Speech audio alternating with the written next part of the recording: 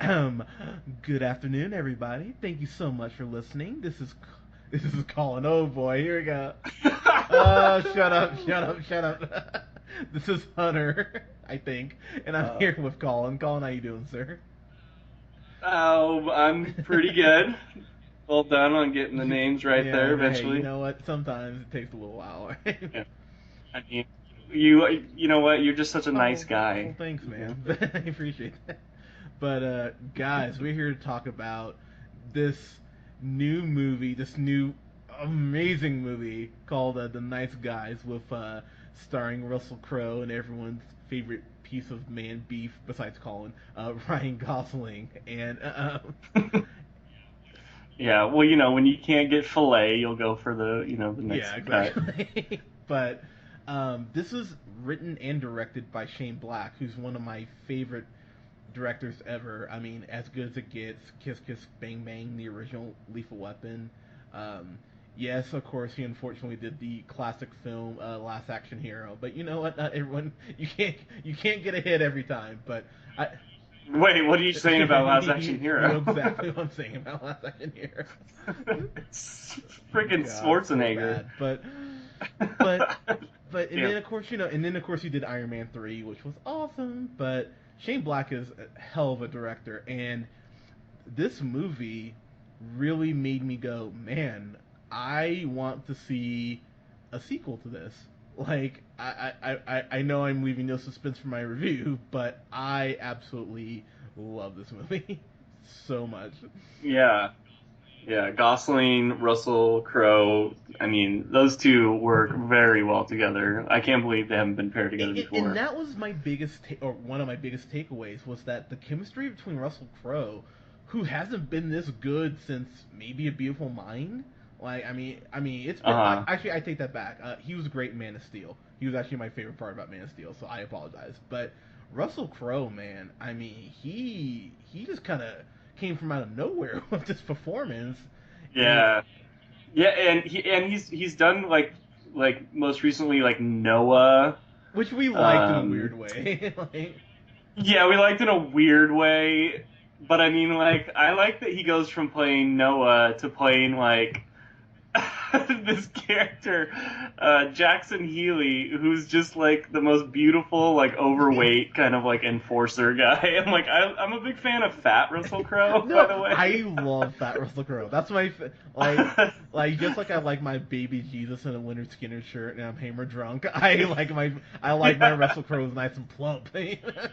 yeah, I'm a big fan of Yeah, plump Russell Crowe. like, but he was great in this. So let's kind of talk about. So what's kind of frustrating is that we can't really tell you a lot about the movie because it's such a mystery. And I don't want to spoil anything, but Yeah. but basically these uh Russell Crowe is a Jackson Healy, as you mentioned, and then Ryan Gosling is a Holland March, and they're basically just guys for hire, like investigators really for hire. Russell Crowe's Mhm. more of kind of like a goon in hockey, kind of just like he walks up to you, oh, are you this person? Yep, punches you, and then goes, leave this person alone, and pieces out. But Yeah, he doesn't like have like a proper private eyes license. Is exactly, that yeah. correct? Yeah, but he just kind of gets paid to just like the original meeting of Gosling and Crow is him coming into his house like telling him to stop looking for this girl and just punches him in the face right away. Great Yeah, it scene. was it was kind of ridiculous actually. Like it was so fucking funny though. And Shane Black, the thing about Shane Black that always stands out, especially if you watch Kiss Kiss Bang Bang and Lethal Weapon, is the dialogue is always so sharp. It's always so witty, and this is some of the best dialogue I've seen in a film in a while. Like the back and forth between Crow and Gosling is really good. Um, and then I am trying to find the girl's name. The who played Ryan Gosling's daughter. I'm gonna Yeah, and thank Angry you. Rice. She was Yeah, amazing. Like I want to, I want to very see good. her in more Very. stuff. Like she was that, and because having a kid actor that can go, it rarely is like a middle ground. It's either like they're shockingly good, and you're like, oh my god, I want to see this person more, or they suck so Yeah. bad you just want them to leave. She was amazing in this, and So this is like her big kind of like introductory role too to films, because I guess she's only really done TV before this. And she knocked it out Yeah, of the park. She did a yeah. really good I job. I was incredibly impressed by her, and the scenes with her and Russell Crowe were really good too. But basically, this is set in the This is set in the '70s, and they really just kind of stumble in this conspiracy over the alleged suicide of this porn star. And again, that's really all we can tell you without spoiling the movie, because the way. So Yeah. I don't know about you, but I felt like the movie did a really good job, like a good mystery, like cop drama should. It did a good job of giving me just enough that I was still engaged, but not enough that I could figure it out that it took me out of the movie. If that makes sense. Like, Yeah. Yeah, no, I agree. I mean, I never really kind of saw the next turn, but I wasn't looking for it either. I was just like, the movie was doing such a good job of like, keeping you in the moment that you weren't just constantly trying to figure it out. exactly, and I was just kind of sitting there like, man, and where it ends up genuinely surprised me. I was like, wow, okay, like, and they did a surprisingly good job of just connecting all these little Yeah. bread clumps. God, I can't speak. Bread crumbs. C- I, I hear yeah, you. laying I them hear out you. for you. I think I mean like you could sit there and probably like overanalyze everything and you could probably figure it out. But like I don't think that's the point. I think the point is like the movie is just it's so like everything's so funny that like you talked about the dialogue is so good, the interaction from what you're watching. You're not constantly sitting there like the movie's not boring you where you're like, oh, how's this gonna play out? You're just like I was invested in everything that was happening at the moment. One thing I will say, and this is honestly, it's such a random point in the movie, but this is where I determined my grade. It was after this one scene. So there's this scene where they're at this party doing some investigation, and Russell Crowe gets into this great fight scene with this hitman, and Ryan Gosling ends up falling, and it's like one of the funniest things I've seen in so long. I was like crying. And then Ryan Gosling kind of like sitting there trying to gather his bearings and goes to light a cigarette. And the shot that they use with the lighter, without giving away like the big point of the shot, it's so well done. The lighting on it, Yeah. I just sat there. I Yeah, was like, okay, I know what my grade is now. Like, it was just such a beautifully done shot, and they go back to it in like a moment after, and it's so well done. That whole scene, that whole party sequence is one of my favorite sequences. And then there's an appearance by one of my favorite actors who I don't get to see enough. If you watch White Collar, I think was the show he's on, but he's actually pretty good on there. He was on Chuck for the longest time too, and he was great. Matt Bomber, of course, he was in the classic films Magic Mike and Magic Mike XXL, but um, Oh yeah, he's that yes, guy. but man, he's in this movie, and his first interaction with Russell Crowe and Ryan Gosling is absolutely amazing. I was like, oh my gosh. So, um, Yeah, I liked the Keith David, the guy that was kind of like working as an enforcer. His name's just older guy oh in the nice. IMDb page. Yeah, but he was kind of like a really intimidating dude. He did a good job. Yeah, I mean, so I gotta be honest. I was sitting there in the theater, and I got to a point. I was like, is there anything I can really complain about? And to be honest with you, no. It was just it just hit for me at least.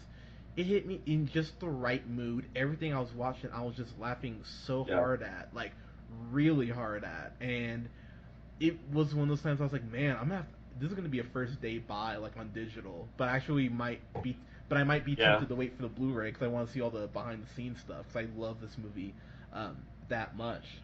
I'm with you. I would love to see the behind the scenes stuff with the director who's obviously done all these big movies that are all had a lot of hits, and seeing Russell Crowe and Ryan Gosling all working together on one set, and you get those kind of performances. Like it must have been a good environment to like have be filming.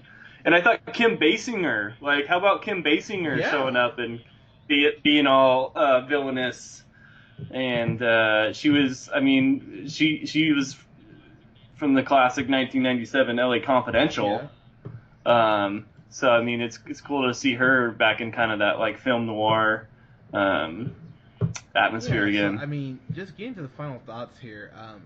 I legitimately love this film. Like, if you love film, if you love quick dialogue, this is something that you definitely want to see. It's so well done, and it's a tight script. It's a really tight script actually, and it's just at 2 hours, and it ended at the perfect time. It didn't overstay its welcome. Just how we talked about this with Neighbors too. It really didn't overstay its welcome. It the script justifies it being its length, which is such a rare thing in movies now. I love this movie. I gotta be honest with you. I was thinking about it, and I didn't know if I want to say it. This is my favorite movie of the year so far. I absolutely love this Nice. movie. So yeah, this is a fan fucking tastic for me. So Nice Guys above Yes, sir. Civil War. Yes, sir. Wow, I coming from Mr. Marvel all himself. right, all right. But That's high praise for the Nice Guys and Shane Black. They should all be yeah, I proud of mean, there was a themselves. point. There's this point where if Russell Crowe and Ryan Gosling and they're driving at night, kind of towards the end of the movie, and that scene, I was crying. I was laughing so freaking hard. And I'll just leave it at that. And in the first, and there's a scene that you've seen in the trailer with Ryan Gosling, and he's in the bathroom, and that scene plays out so hilariously well. I was just like, I can't believe that they're just hitting it out of the park over and over again right now. So yeah, fan fucking tastic. Colin, your thoughts, sir? Nice. Yeah. So I think for the longest time, I if someone asked me like who's your favorite actor, it was always like a competition between either well it's Brad Pitt or it's Leonardo DiCaprio. Like those two dudes do the coolest movies. They're always like the most badass roles, whether it's humorous or really intense or they're just like the coolest motherfucker on the planet. But now I think not only has he entered the conversation, he might be my favorite. Is Ryan Gosling? Like every movie he's coming out with, he is like being cool in a new, different way, and he's always funny, witty. Like he's just become this A-list like awesome actor in my book.